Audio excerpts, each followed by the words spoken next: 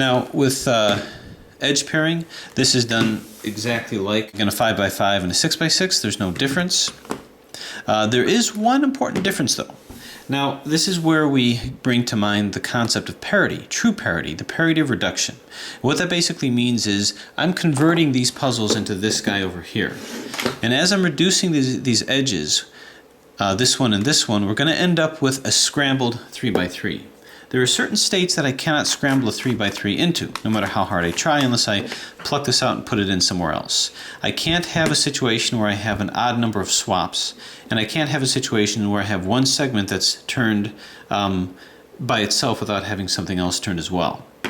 But it turns out that if I have an even layer puzzle, when I reassemble these, when I reduce these edges, I may be reducing it in a way to where it's going to end up in a scrambled configuration that this could never be in. I did a video that kind of demonstrates that concept, which I can refer you to. In any case, when looking at this, you can see this is the white and orange. Here's a white and orange. Now I can tell, I know for absolute certainty this does not belong here. I can tell because it's flipped. So there's no reason for me to let it stand like this and keep this as a parity situation because I can visualize it. So I'm not going to look at that as parity. I'm going to look at that as just an issue with placement that I just need to correct. So for the sake of argument, let's find the other white and orange. Oranges. Now understand, I'm not reducing all the edges. I'm reducing the edges as a 5x5. These edges here are not available for me for reduction. That's because they're bandaged. So it's only going to be these three, this, and this. These other edges are going to be reduced, but they're going to be reduced using the floppy Parity algorithm, or the Red Bull algorithm basically, which is right over here. So I'm going to line this up. Turn this here. Now this is going to come down to here. So what you do is you hold it over here, make sure you have an edge that's not already in, move it down to join it here, bump it out of the way, turn this in here, bring this in to replace it, and move your center back. The end result is we have these two. Now we can place this at the place where we know it's supposed to go, which is right here. Turn it down, bump it out of the way, replace it with another edge, move it back, and bring it back up. So now you can see we have this reduced. And we do that throughout the rest. All right, I've got this orange and yellow. I might as well get that one in. And I can see that that's right here. So turn, turn, turn, turn, and turn. Still focusing on this, find the other orange and yellow. You'd think it's here, but it's actually not, because again, this one is not available to me as of yet. I've not quite reduced that.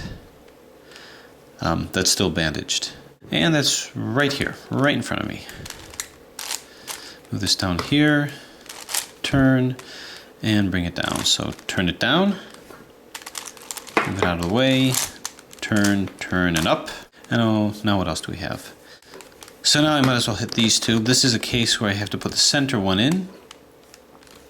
So green and orange, right over here. Move this over here. Now if I'm going to put the center one in, it's not the one at the top that's going to be substituted, it's going to be the one over here. So because of that, I have to put a sacrificial lamb over here, which will easily be this guy. So turn it in, and now turn, turn, turn, and now move this back up. So that's in over here. I got these two, green and white. Let's see, give me a green and white. Right over here.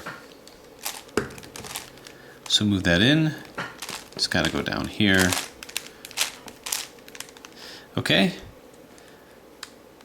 Where am I at now? Okay, this needs to be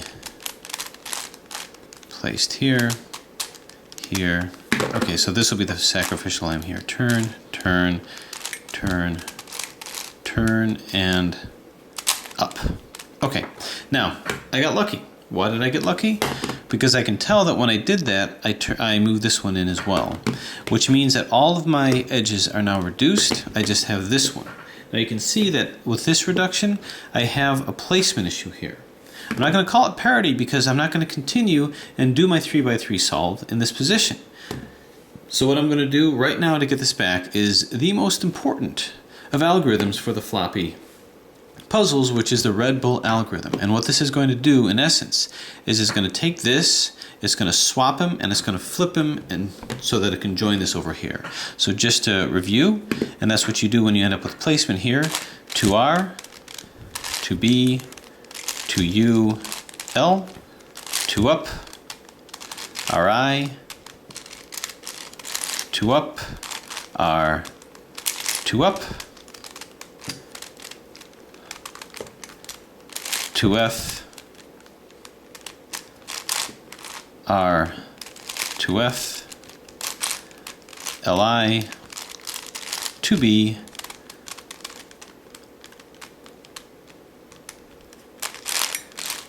and in essence, that's what happened.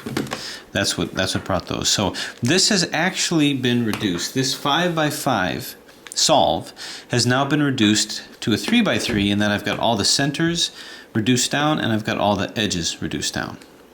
Now, this guy over here with edge reduction, it's the same thing, exactly the same thing, but this bears in mind the important difference between this and an actual 6x6.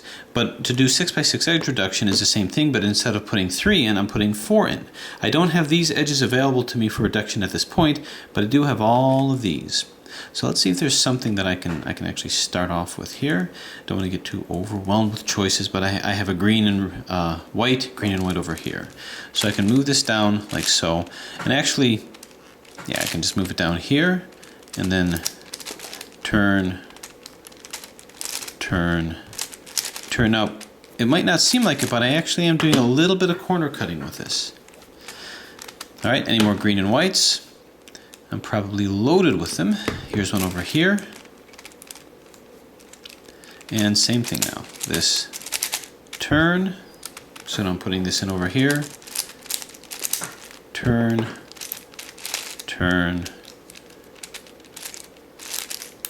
and up. Chasing it over here, green and white over here. And we're just going to continue as such. Here's a green and white, but again, that's not in one of the edges that's available to me. However, this one is. So we'll move this up. Actually, we gotta move it down here. Move it here, and now, bang, zoom, pow, splat. Thought that really was a splat for a second, and crunch. Okay, so we have this reduced over here, and we're just going to be doing exactly the same thing, no difference.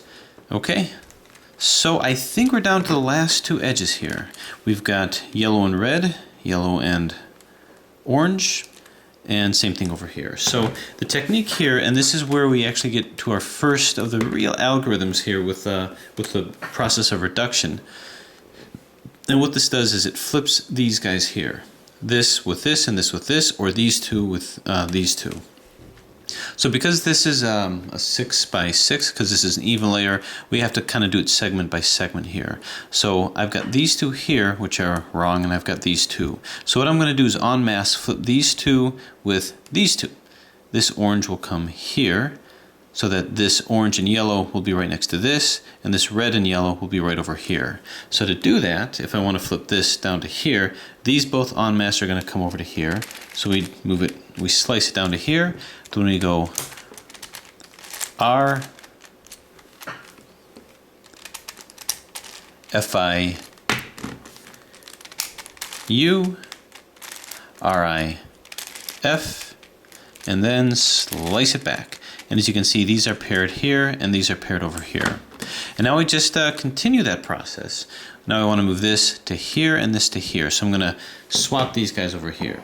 This puzzle's so big, I hope I'm catching everything here. So I'm going to turn this over to here. Then we go R, Fi, U, Ri, F, and got to be careful about corner cutting here and slice it back. So this is in and this is in as well. So now we have to flip-flop these guys. So now I'm going to do the same thing, starting with this layer. This has to move to here, this has to move to here. So I'm going to now turn it to here and do the same thing. R,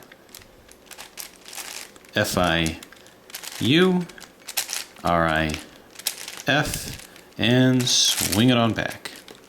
Okay, so now this is in, so we're good, and we have this, but we have a little bit of placement issue here with the ends. So now we're going to finish this exactly the same way we finished this. This looks so tiny in comparison with this now. But we're going to do the red bull algorithm to flip these down and flip these over. Now you can't tell that they're flipped over when I do that. That's because they appear to be equivalent to each other. But that's going to become very useful later on, as we've shown with this handsome fellow over here, if you recall. So here we go. 2R, 2B, 2U, L, 2 up, RI, 2 up, R, 2 up. Sometimes you see me kind of slam it down here, and that's just to make sure it's all aligned. Don't want to lose track here. 2F, R, 2F, LI, 2B, and 2R, and we got it. Okay, so there we have it. We have a complete reduction of both puzzles, both the 5x5 version and the 6x6 version, although neither are, any of those are down to 3x3. So now we just do a quick 3x3 solve on each. We can start off with, in this case, say the yellow layer and start putting them in. So place this here, place this up, and we're good. This is, once again, the beginner's method. I've used this since my very first Rubik's Cube solve, and that's all I've ever needed. Haven't really had much of an interest in speed cubing, speed solving, so I haven't really branched out into refining techniques of any of the other styles, which are all brilliant and fascinating as well. Okay, so we have our cross here. We get our edges, any yellow edges down here that I can use, or corners rather. And that'll be over here. So turn, turn, turn, and turn. Red and blue, which is over here.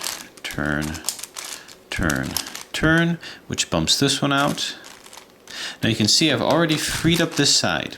But it doesn't really matter. I can continue to do both sides just for the sake of doing it. Turn, turn. But the point taken is that I am freeing up sides already, which is fulfilling my goal. Now, understand, as I'm doing this, as I'm doing the solve this way, doing the 3x3, I'm actually not doing this for the purposes of setting myself up for the solution completely. I'm just doing this to free up layers. I don't even have to put the same corners in. I do that just because it helps guide me with the last layer here. But now for the middle layer, doing the algorithms to place those. This goes down to here. Zoom, pow, splat, bang, zoom. This is my new vernacular instead of R's and F's. Splat, bang, and zoom. Find it's a little more illustrative of what I'm doing and the mess that I'm making. Turn up to here. Turn and down.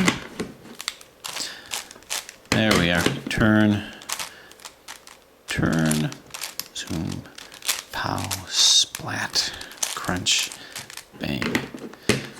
How we doing? Okay. Nope, not yet. This one has to come in. Turn, turn, turn, turn, turn, bang, zoom, splat. Okay. Last layer. We have to orient these, so we have our L formation over here. F, R, U, R, I, U, I, F, I.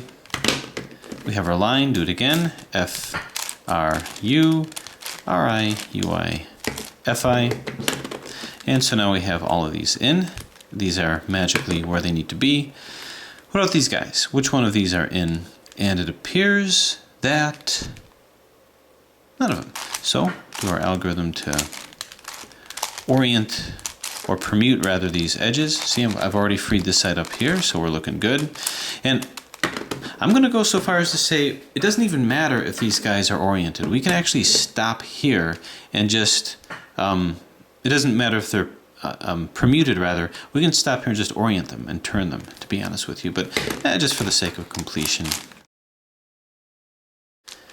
D. Okay, so for whatever it's worth, that would be the end of our 5x5 solve. And actually, we've freed up this layer, we freed up this layer, not this and not this. We're going to get back to that. So let's apply the same thing over here and do our 3x3 solve with this guy.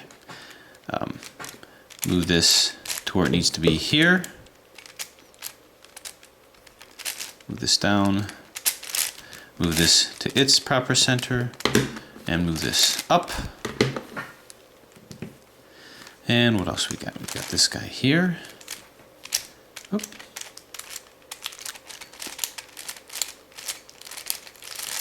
Turn this here, here, here. Double turn it up like so. This moves here. Getting my cross here, and it's worth showing the motion of this puzzle. Whoop. It's also worth solving it correctly. Okay, so there's my cross, and now we're going to look for the bottom part here. You never have to do a lot of talking me into doing a 3x3 solve. Still have fun doing that. Splat. Okay, so too we now have this. Do the middle layer, we can make quick work of this, and you can see that despite a little bit of hesitancy with motion, a little bit of trepidation, it still moves really well. Very secure puzzle.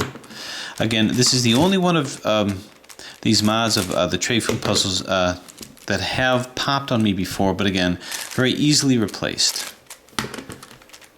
Turn, bang, zoom. And that was only because I was getting a little too overconfident with emotion. And I cut too many corners, and there it is. And pow. Okay, middle layer is done, middle layer is done. We have our L. We're patterning this exactly like before. F, R, U, R, I, U, I, F, I. Do it again. F, I. Okay. So now they're in. I think, yeah. Okay. To get them oriented, R, U, R, I, U, R. So you can see this is already freed up. 2U, R, I. Boom, pow, bang. Zoom, splat, crunch, plop, bling. Okay, we have this in, we have this in, and we have these two, which are not in. Okay, so here's the deal with this. This is actually a situation of parity. This is a situation of parity because all these corners, because all of these appear to be in, these edges rather, that are reduced. I have this corner which is right, red, white, and blue, red, white, and blue, and this one here, red, white, and orange, red, white, and orange, but these two are out, which constitutes a situation of one swap or an odd swap. So in reality, this is not correct. This is a parity situation. The reason why this is a parity situation is I actually have this in a way that the corners don't make sense. Rather, the edges don't make any sense. What I need to do is I need to put the corners in. Put the corners in a way and ignore the edges right now because the corners don't get reduced, so that will ultimately calibrate the puzzle. What I have is I accidentally, when I assembled this, put them in and swapped them wrong. It would be kind of like if I took this white one and I swapped these two centers. I could do that, and I wouldn't know that it was a problem until the corners either would have guided me before I did that, or the corners would tell me that you did something wrong. So that would never happen with this one over here, with a 5x5. But with a 6x6, it would happen. If I put the yellow where the orange is, I could assemble everything perfectly fine until at the very end where the corners would disagree with that configuration. It wouldn't match these colors. So too, when I put the edges in, it got assembled in a way that wasn't going to make sense. And that's because these two over here could have been anywhere. Whereas these middle ones here, middle part of the edge, is very specific in configuration with the scramble of these edges. So That's kind of how it works. But the way that I get out of this, if you ever run into this situation on a 6x6, is just configure your camera, configure the edges. So configure the corners rather. So I'm going to turn this in a way to where I get all the corners in, and that's only going to happen if I have just one corner in and the rest out. So it'll be this one. This is white, orange, and green, white, orange, and green. And all the rest of them should be out. So we do the algorithm again.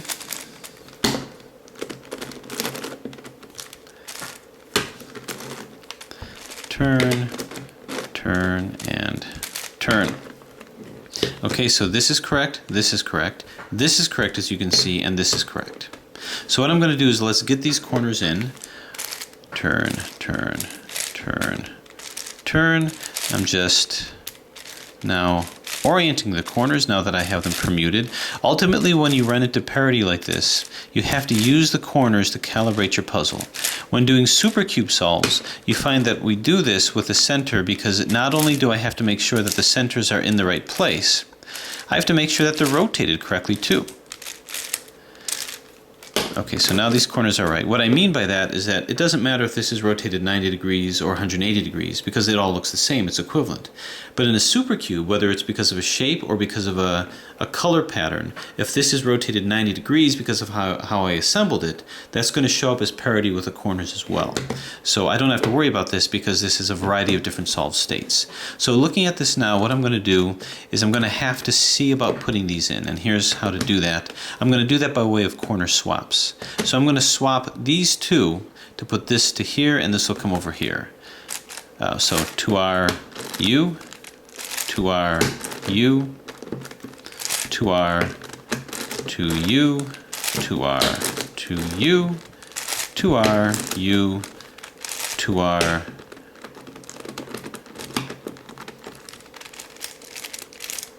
UI, 2R. And I'm sorry, it's not corner swaps, they're actually edge swaps. That was an adjacent edge swap.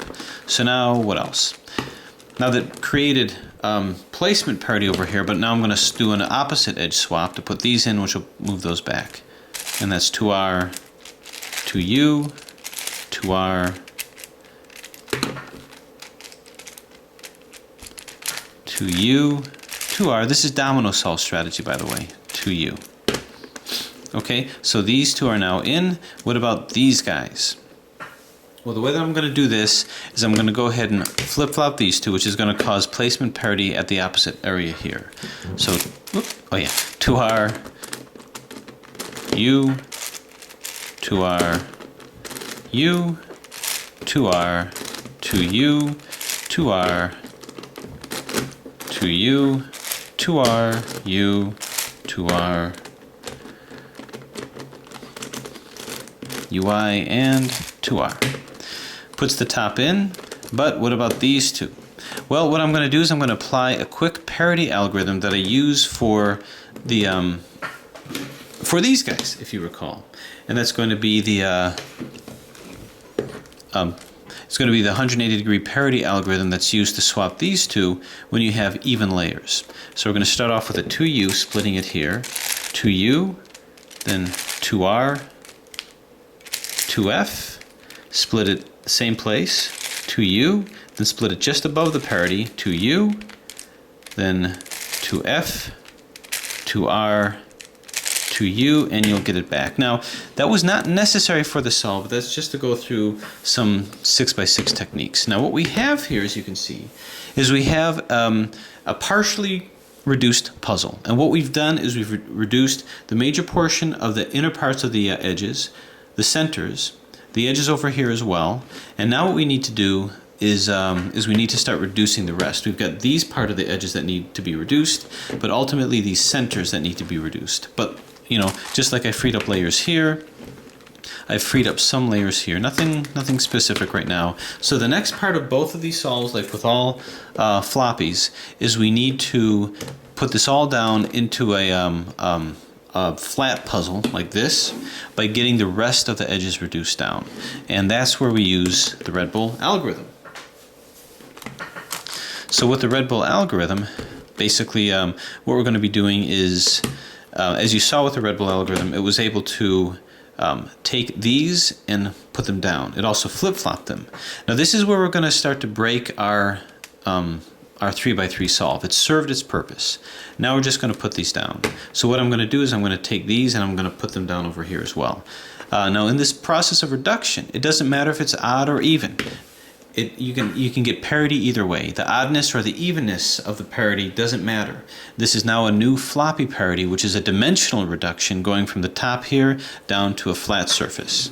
So to get this down, we go like 2R, 2B, 2U, L, 2 up, whoops, RI, 2 up, R, 2 up, 2F, R, 2F, Li, 2B, 2R, and we're good. And that leaves us just with this. So turn here, turn here. I'm just coordinating it to where we get these back. Now, although we're destroying our 3x3 solve, we're not taking away our reductions here. It's still going to serve our purpose. 2R, 2B, 2UL, 2 up, RI, 2 up, R, 2 up, 2F, R, 2F, Li, 2B, 2R. Okay, so now we have a puzzle that is completely freed up in all layers, and this is when we can really start doing our fancy footwork. Now let's do that with this Behemoth. Now this one is a little more complicated because I don't have anything truly freed up, and that's because I have these that are facing out of each other at right angles. We encounter that with this.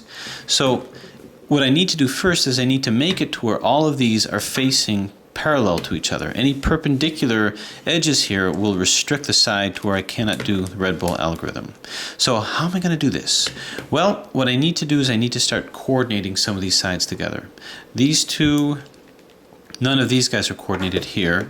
So what I can do maybe is flip-flop some of these sides. I'm going to turn this down over here, so now these two and these two are coordinated. I don't have anything at right angles over here. How about here? Well, I got a little problem because these two are facing here and these two are facing opposite. What I really want to do is I want to flip-flop these. If I can take this and flip this to here and this and flip this to here, I'll have a situation where they're all going to be facing parallel to each other. And that's going to be done by an adjacent corner swap. That adjacent corner swap will do exactly that. And that's going to be a 2R U, 2R UI, 2R, and then turn and turn, then 2R UI, 2R U, 2R, and look at that, it does that. Again, what's appealing about this is I'm not using any new algorithms. What I'm using is exactly what we already know. Understand when I can use a corner swap, understand when I can use an adjacent edge swap. I think of algorithms as tools. These are all tools in your tool chest. You have to just decide which one you're going to use. But now I can coordinate all these together, so I freed up this side and I freed up this side, so I can Red Bull really, wow, a set of 4 here. I could do that, sure, or I can just go like this and go like this. So, all right, if I were to have to Red Bull it, I would just do it from this side and this side. It just so happened that all of these were kind of facing that way, so I was mercifully spared the need to Red Bull those in order to get it down. But I think you get the picture. Hopefully you're not disappointed that you didn't have to watch me do a Red Bull with these layers as opposed to these. But I will say this. Remember with this puzzle when I had to Red Bull these as well as these? And that's because although this was a 3x7x7, I had to do a 3x3 solve, which means I did not reduce any of these in the process of solving it because I had to do it as a 3x3, so there's no reductive process with these. Because this was like a 5x5, I could reduce these 3 edges, and because this was like a 6x6, I could reduce these 4 edges, which means I only had 1 layer one part of that edge that didn't get resolved, which means the only difference between these two is I just had to do one single layer here to potentially flatten, and one single layer here. So it's really the same kind of thing. This is unique in that because it's a 3x3, I had to do both. So kind of cool. But in any case, I've now freed up every single layer here so that this is where the fun begins to do the process of continually reducing these centers, and that's what comes next.